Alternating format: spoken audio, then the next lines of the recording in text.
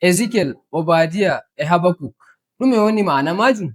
To, e woodi annabo'en tatu, nder sappo e njawo annabo'en. E ɓe ngoodi defte maɓɓe nder deftere seninde. Ta fondi janguki defte ɗe a yi'ai gimi ɗuɗɗi bindaɗi nder maaje.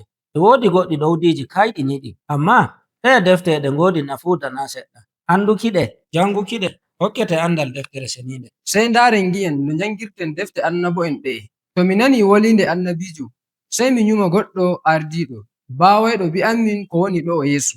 Kanjum woni annabaku nder fina-tawaji ɗuɗɓe, amma na nder deftere seninde.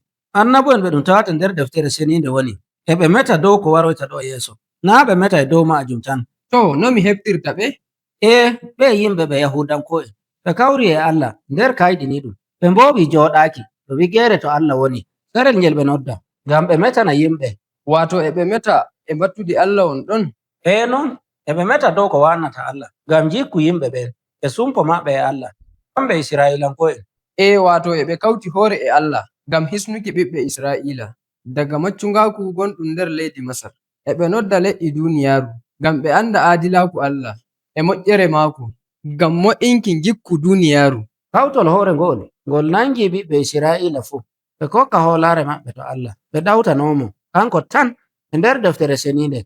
Hawtuki hoore ki'i e ɗum noddire alkawal. Amma ardiɓe diina maɓɓe e ardiɓe ɓe e laamiɓe maɓɓe ɓe celi laawol Allah, ɓe ngewi alkawal gongal e hakkunde maɓɓe, ɓe ngewi alkawal gongal hakkunde maɓɓe. E ɗo woni to annabo'en daroto ngam ɓe siftorana ɓiɓɓe Isra'ila sumpo wongo hakkunde maɓɓe e Allah. Ɓe tokka laabi tati ga waɗuki ɗum. E arande e ɓe kaɓana ɓiɓɓe Isra'ila ngam hallende maɓɓe e yofuki alkawal maɓɓe, e ɓe mbaggina ɓe ngam tokkuki gunkiji e hawtuki hoore e maɓɓe jaggantoɓe gunkiji ɗin, e ɓe ɗala hallende e ɓe kallana ɓe ngalana. To, ɗum holli ɓe laataki kiitantoɓe alkawal. Non ɗiɗaɓum ɗum ɓe annabo'en noddaɓe daga nder Isra'ilanko'en e ɓe nodda ɓiɓɓe Isra'ila tuuba.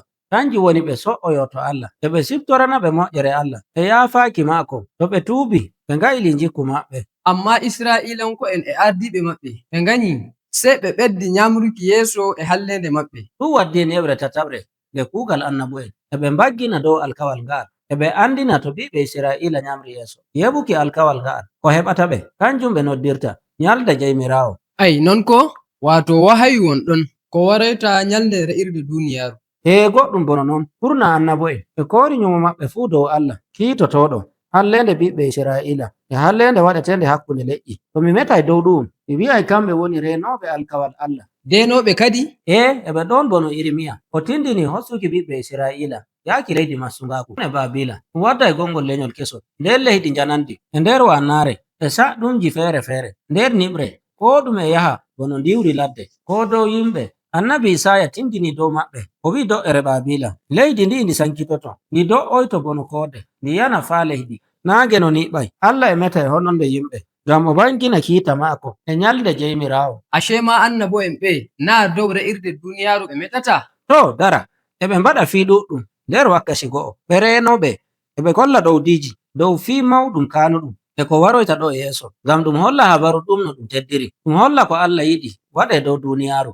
ɗum sottina e hallende gonɗum dow leƴƴi. Annabo'en ɓe e ɓe ngannori dow ko yahata hande e jango, ɓe ndaara ko waroyta ɗo yeeso, ɓe pamana ko ɗume e ɓe meta dow majum nder ko ndele sare. To, mi faami, ashe to gonɗa fuu hande nyalde jomirawo e wara ɗum welata to ni a nder leydi Babila ɗum welantama. Amma ɗum habaru belɗum to ni a renti laamu Allah nyalde jeymiraawo, nyalde nde ndentuɗen ɗi mburtoytoɗen leydi maccungaku to'oɗen nder Urusalima. Sey annabo'en ɓe renoɓe ɓe jimi shiryaɗi ngam ɗi kolla en Urusalima kesum no wa'ata e ngesa eden kesa e no yimɓe laatoto e jonde jam nde ɓe keɓata ɓe njoɗoto jam hakkunde maɓɓe diwle. Laamiɗo kisnowo o wartira e laamu Allah o hestitina e duniyaaru. Woɗi ɗum woni hoore haala tatum ɗum dow annabo'en ɓe ɗum woɓɓe yimɓe mawɓe bawɓe haala. To woɓɓe maɓɓe, amma woɓɓe maɓɓe ɗum woɓɓe lestinɓe hoore, wala goɗɗum ɗuɗɗum ko ɓe mbawi ɓe mbawata ɓe meta nder yimɓe. Bono hanko Ezekiel emo ɓorni kolte tunnuɗe amma emo holla no leydi Isra'ila wa'ata sarel nde leydi Babila hocciɓe. E Isaya o yilake kolte ngala duuɓi tati ngam o holla iri tosku ngo ɗum toskani ɓiɓɓe Isra'ila. Amma ɓiɓɓe gariri ndin hakkilanimo?